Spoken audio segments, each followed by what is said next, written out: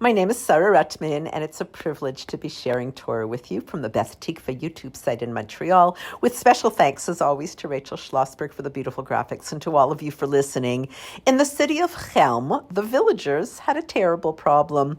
There was a small bridge running over a river, but the bridge had a hole in it, and the villagers kept stepping into the hole, falling, injuring themselves, and sometimes even breaking their legs. No one knew what to do.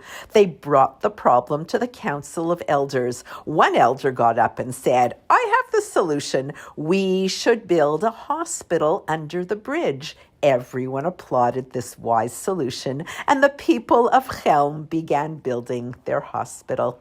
Rivka was pregnant with twins, and the first one came out red, Admoni. When Esav grows up and came home exhausted from hunting, Yitzchak was cooking a stew, and Esav said, "Let me gulp down some of that red stuff." And this is how he came to be named Edom, red. There is somebody else who was called Admoni, and that was King David. He was also red, and he had beautiful eyes. Both Esav and David had fiery natures. Fire misused is anger and violence and arrogance. Fire properly used is passion and inspiration and brings goodness to the world. It uplifts the world. David used his passion for a higher purpose. He wrote the book of Tehillim. He used it to fight for justice and to dedicate his life to Hashem. Our natural traits are not inherently good or bad. It's how we choose to channel them.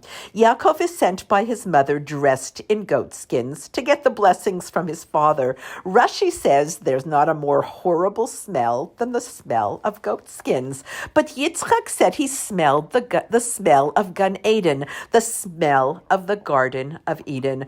Rabbi Dov Ber Cohn teaches that Yaakov didn't want to deceive his father, and part of him was broken from having to do this. And he continues in the name of Rabbi Leba Le'eger that the smell of a broken heart is the smell of the Garden of Eden. Yaakov stood in front of his father, not knowing what the outcome of this moment would be. It was the scent of this spiritual struggle that Yitzchak sensed. A broken heart doesn't mean despair. It means humility. It means vulnerability and an openness to Hashem's presence. In Tehillim, David writes, "The sacrifice that pleases Hashem is one's humble spirit. A broken and contrite heart, you, Hashem, never reject." Every day in our tefillot, we say, "Karov Hashem lenishberei lev."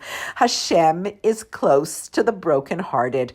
Perhaps a broken heart is when we pry open our heart to understand ourselves a little bit better, to be in touch with who we really are, to answer the question Yitzchak asked his son, "Mi ata b'ni." Who are you really, my son? Sometimes we are Yaakov on the inside, but on the outside we look like Esav.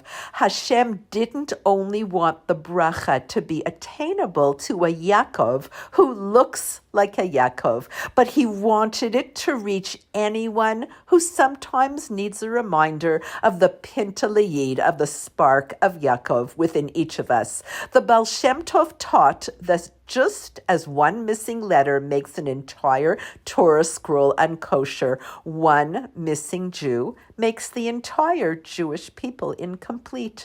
There is a letter in the Torah for each of our names. While some of the letters in the Torah are written larger than others, there is no letter that is more significant than any other letter. If any letter is missing or incomplete, the entire Torah is invalid to use. The Jewish nation is one Torah scroll. We are each a member of an eternal people. Let their eternity live on in you.